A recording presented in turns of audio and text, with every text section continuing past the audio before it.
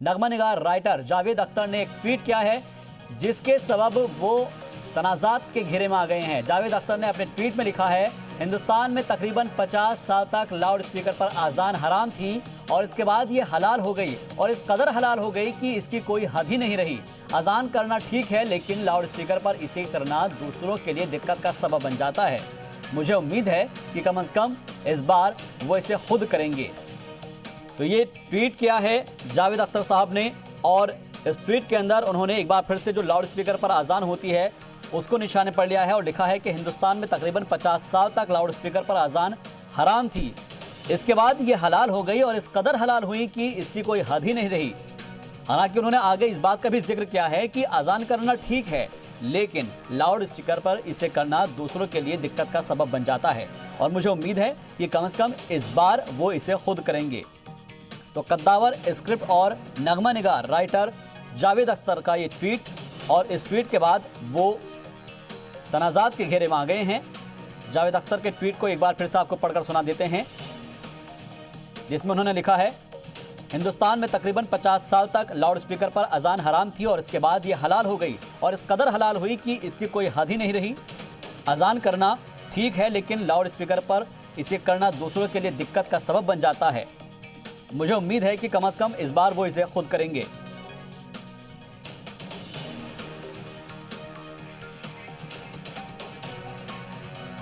तो जावेद अख्तर साहब का ये ट्वीट है और इस ट्वीट के बाद वो तनाज़ात के घेरे में आ गए हैं। दरअसल उन्होंने जिस तरीके से लाउड स्पीकर पर आज़ान होती है उसको लेकर ये ट्वीट किया है और इस ट्वीट के बाद वो तनाज़ात के घेरे में आ गए हैं। कई सारे जो ट्रोलर्स हैं वो लगातार ट्रोल करना शुरू कर देते हैं ऐसे ट्वीट के बाद और ऐसे में अब ये देखना है कि आगे इसके ऊपर किस तरीके से रद्द-ए-अमल लोगों का सामने आता है। लेकिन फिलहाल आपको बता दें कि हिंदुस्तान में जिस तरीके से लाउड स्पीकर को लेकर अलग अलग तरीके से बहस छिड़ी है इससे पहले भी, लेकिन अब एक बार फिर से जावेद अख्तर ने जो ट्वीट किया है उसके बाद वो तनाज़ात के घेरे में हैं और उनका ट्वीट आपको हम दिखा रहे हैं। एक बार आपको फिर से पढ़कर बता देते हैं। जावेद अख्तर साहब ने अपने ट्वीट में लिखा है, हिंदुस्तान में तकरीबन 50 साल तक लाउड स्पीकर पर अजान हराम थी, इसके बाद ये हलाल हो गई और इस कदर हलाल हुई कि इसकी कोई हद ही नहीं रही। अजान करना ठीक है लेकिन लाउड स्पीकर पर इसे करना दूसरों के लिए दिक्कत का सबब बन जाता है। मुझे उम्मीद है कि कम से कम इस बार वो इसे खुद करेंगे। शुएब, आपसे जानना चाहेंगे, जावेद अख्तर साहब ने ट्वीट किया है और जो आज़ान होती है लाउड स्पीकर पर उसको लेकर उन्होंने लिखा है कि मैं आपको पढ़कर भी सुना देता हूं एक बार कि हिंदुस्तान में तकरीबन 50 साल तक लाउड स्पीकर पर अजान हराम थी, इसके बाद ये हलाल हो गई और इस कदर हलाल हुई कि इसकी कोई हद नहीं रही। अजान करना ठीक बताया है, इसके अंदर उन्होंने लिखा है कि अजान करना ठीक है लेकिन लाउड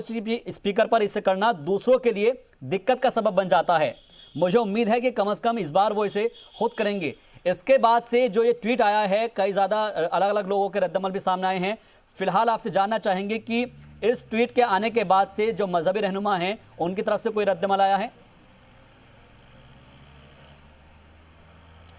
बिल्कुल शाहबाज, देखिए इन तमाम मामलों को लेकर ख़ास तौर पर जो अजान का जो मसला है कि लाउड स्पीकर पर हो या ना हो, ये मामला पहली बार नहीं है कि जावेद अख्तर ने मामला उठाया। इससे पहले भी कई लोग इस मामले को उठा चुके हैं और इन्हीं तमाम चीज़ों के मद्देनज़र, क्योंकि लाउड स्पीकर के इस्तेमाल को लेकर एक हमारे देश में पक्ष ऐसा है जो पूरी तौर पर इसको बैन करने की मांग करते हैं कि लाउड स्पीकर को कुछ चीज़ें ऐसी है जो बैन की जाए। उसी के मद्देनज़र सुप्रीम कोर्ट ने बाकायदा गाइडलाइन बनाई हुई है, एक निर्देश दिया है कि रात के 10 बजे से लेकर सुबह 5 बजे तक किसी भी तरह के जो लाउड स्पीकर है उसका इस्तेमाल नहीं किया जाएगा। जहां तक अजान लाउड स्पीकर पर हो या ना हो इस मसले की बात है तो इससे पहले सोनू निगम ने भी ये मामला उठाया था, उससे पहले भी कई बार ये तमाम जो चीज़ें हैं इस पर बहस होती रही है और बहस हो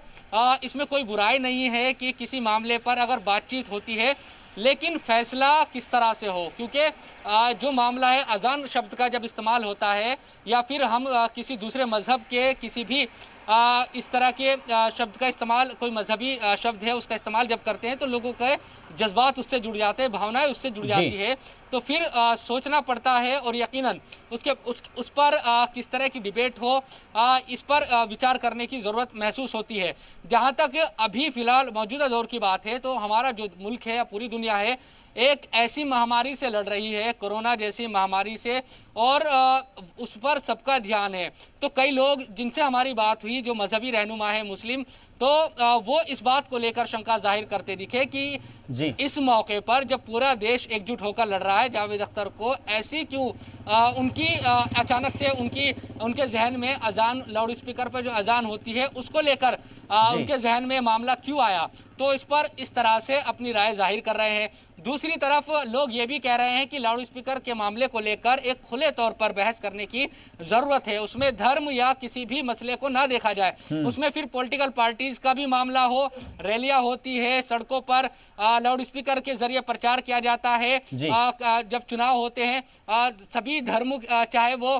मंदिर हो, मस्जिद हो, गुरुद्वारा हो, या तमाम जो मजहब के मानने वाले लोग हैं वो अपने अपने तरीके से प्रार्थनाओं के जरिए भी लाउड स्पीकर का इस्तेमाल करते हैं। तो उन तमाम चीज़ों पर भी खुले तौर पर विचार करने की या बहस करने की ज़रूरत है, ऐसा उन लोगों का मानना है। तो कुल मिलाकर ये जो मामला है लाउड स्पीकर पर, चाहे अजान का मामला हो या दूसरे कोई भी मामले हो, उस पर शाहबाज जब भी बात होती है तो फिर कहीं ना कहीं जज्बात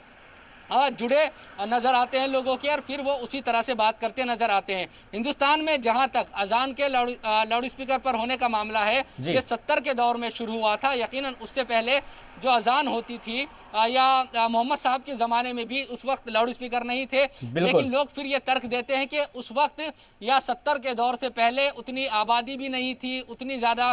एक तरीके से जो जिसको हम कहते हैं कि ध्वनि प्रदूषण या गाड़ियों का शोर या दूसरी जो चीज़ें हैं मशीनों का शोर, तो एक जगह से दूसरी जगह पर आवाज पहुंचने में ज्यादा दिक्कत नहीं होती थी, इसलिए लाउड स्पीकर का इस्तेमाल कि दूर तक आवाज जाए। तो ये तमाम तरह के तर्क दिए जाते हैं, लेकिन लोग इस बात को भी कह रहे हैं कि ऐसे वक्त में जब देश कोरोना की लड़ाई से लड़ रहा हो, ऐसे वक्त में क्या ये मामला उठाना उचित है, जबकि इस पर पहले भी विवाद, बिल्कुल इससे पहले भी कई मरतबा इसके ऊपर जो है डिबेट हो चुकी है। जब सोनू निगम का मामला आया था उस वक्त भी हमने देखा था कि उसकी इंटेंसिटी के बारे में हुई थी और एनजीटी की तरफ से गाइडलाइंस जारी की गई थी।